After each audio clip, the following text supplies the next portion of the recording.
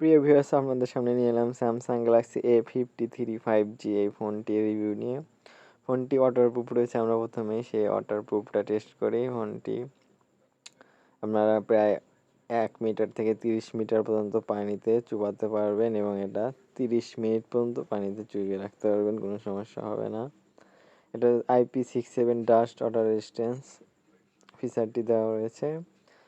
ফোনটির বাজার মূল্য বর্তমান 57,000 টাকা। এটা রিলিজ হয়েছে 2022 সালের মে মাসে। তখন প্রাইস ছিল প্রায় 43,000 টাকা। এখন আরও দাম বাড়িয়ে 57,000 করেছে। এটা কখনোই কিনতে যাবেন না। এখানে ইয়ারফোন জ্যাক নেই এবং ক্যামেরা 64 মেগাপিক্সেল ইউজ করা হয়েছে। ফোনটিতে রয়েছে 5000 mAh ব্যাটারি। ব্যাটারির পারফরমেন্স আমি বলবো ঠিক আছে, ফুল ডে ব্যাকআপ পাবেন। এটা অ্যামোলেড ডিসপ্লে, চার্জ তুলনামূলক কম খরচ হয়। আপনারা ফুল ডে ব্যাকআপ পাচ্ছেন, একটা বেনিফিট হিসেবে ব্যাটারিটা ঠিক আছে আমার কাছে। এটা রয়েছে স্টোরি স্পিকার, মানে ডবল স্পিকার। একটা হলো আমাদের পানসোল ক্যামেরার ওখানে, আর একটা হলো নিচের দিকে। এই দুইটা স্টোরি স্পিকার, সাউন্ড খুবই জোস, সাউন্ড নিয়ে কোনো কমপ্লিমেন্ট নেই। এবং এর কর্নিং গ্লাস 5 ইউজ করা হয়েছে। অনেকে এখন 6 ইউজ করে, কিন্তু পিছনে ব্যাক পলিতে প্লাস্টিক ইউজ করা হয়েছে।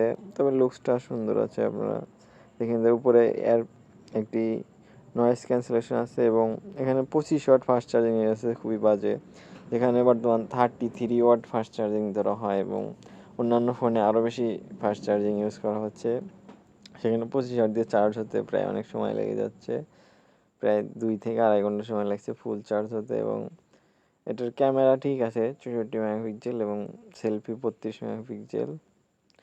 তো এটার বক্সের মধ্যে কোনো চার্জার দেওয়া হয়নি, তবে আপনারা শোরুম থেকে চার্জার এবং ফ্রি একটা টাইপ সি ইয়ারফোনও পেয়ে যাচ্ছেন।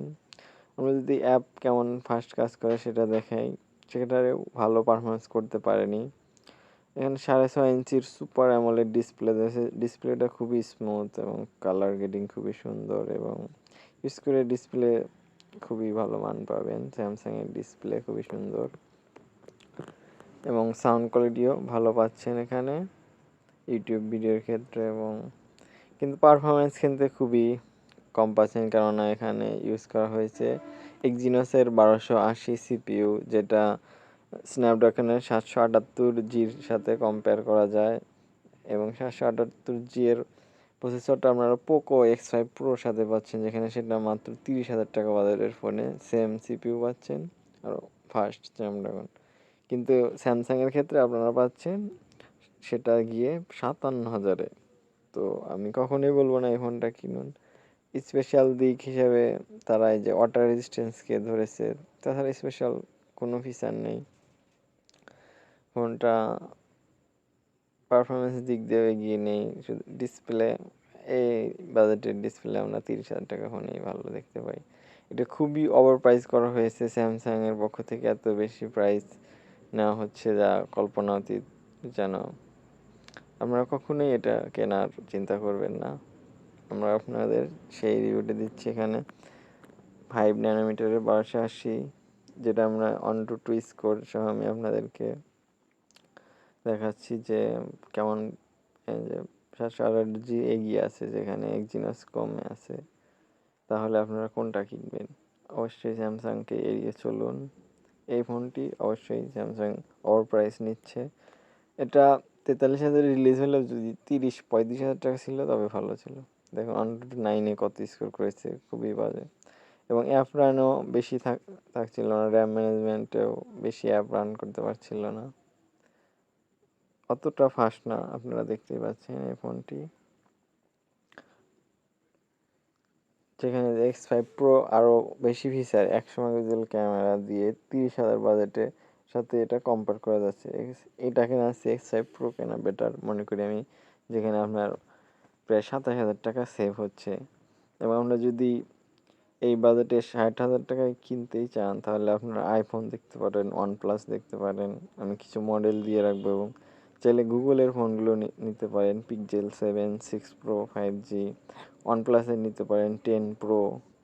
সেই ফোনগুলো আপনারা ভালো পারফরমেন্স পাবেন, যেখানে স্ন্যাপড্রাগনের সর্বোচ্চ লেভেলের প্রসেসর পাচ্ছেন Gen 2 আর এখানে মাত্র Exynos 1280। তাহলে পার্থক্যটা আপনারাই দেখেন, স্যামসাং কেনার কোনো মানেই হয় না। এখানে অ্যাপগুলো খুব বেশি ভালো রান করতে পারে না এবং লুকসটাও অত বেশি স্পেশাল নয়। এখানে প্লাস্টিক বিল্ড কোয়ালিটি দেওয়া হয়েছে। এখানে রয়েছে এই আন্ডার ডিসপ্লে ফিঙ্গারপ্রিন্ট, সেটা মোটামুটি ফাস্ট, ততটুকু তো থাকতেই হবে। এরপর এই ফোনটিতে 1 বছরের অফিসিয়াল ওয়ারেন্টি পাচ্ছেন। তারা ক্লাইম করছে যে 1 বছরের ভিতরে তারা এক্সচেঞ্জ করে দেবে, কোনো সমস্যা হলে সম্পূর্ণ পরিবর্তন করে দেবে। তো ফোনটা সম্পর্কে বলা হলে এখন চলো আমরা একটু ফিঙ্গারপ্রিন্ট টেস্ট করি, ফিঙ্গারপ্রিন্ট কেমন পারফরমেন্স করে। ফিঙ্গারপ্রিন্ট আমি একটু 2x মোডে এগিয়ে দিলাম, এটা ভালোই সময় নেয়। ভিডিওটি 2x মোডে চলছে। ফিঙ্গার যোগ করে নিলাম, এখন লক আনলক করা যাক। এটার প্রাইস আপনারা দেখতে পাচ্ছেন 58,000 টাকা, যেটা আনঅফিসিয়ালি 40,000। দেখতে পাচ্ছেন কত পার্থক্য। আপনারা চাইলে পিক্সেল 7 61,500 দিয়ে নিতে পারেন, যেটা অনেক বেশি ভালো পারফর্ম করবে। আইফোন 11 নিতে পারেন, 12 মিনি নিতে পারেন, যেটা বেটার হবে। এবং ফাইনালি আপনারা OnePlus 10 Pro নিতে পারেন 59,500 দিয়ে। তো ধন্যবাদ।